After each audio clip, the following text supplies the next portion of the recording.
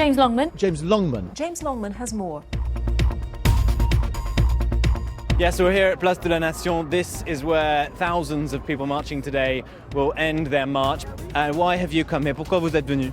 Pour être unis, comme vous pouvez voir, nous sommes tous ressemblants avec nos différences.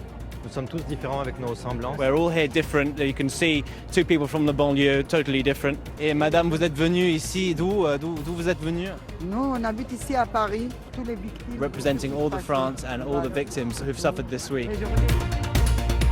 Well, it's a very sad case, Riz, and I think one that shines a light on the dark underbelly of people trafficking, not just in London, but the rest of the UK. Despite this torrential rain now that's moved in, that wall of flowers just keeps on getting longer and longer and longer. Our correspondent James Longman is in Kent, where Operation Stack is continuing, and he joins us now. What's it like?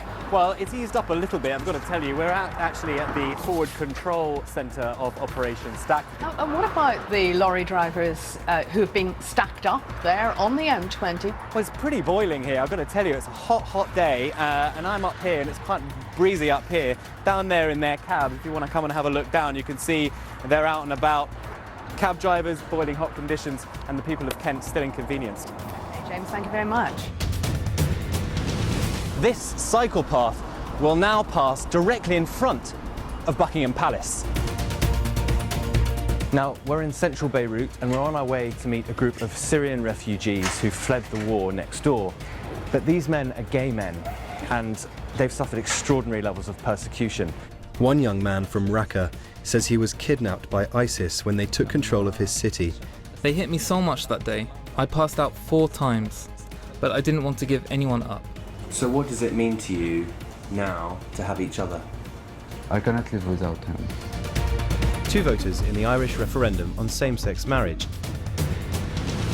And we're here because scientists think they may have discovered a burial pit dating back to 1665 and the Great Plague.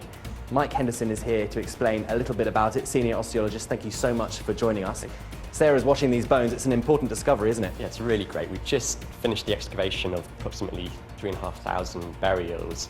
After they've been washed, back down to the drying room. This is where all the bones will be codified, and so they can start to put together different pieces of bone to match up to different human beings. And if we just go inside, we can see one of these neatly laid out sets to work out if indeed these people did die from the plague.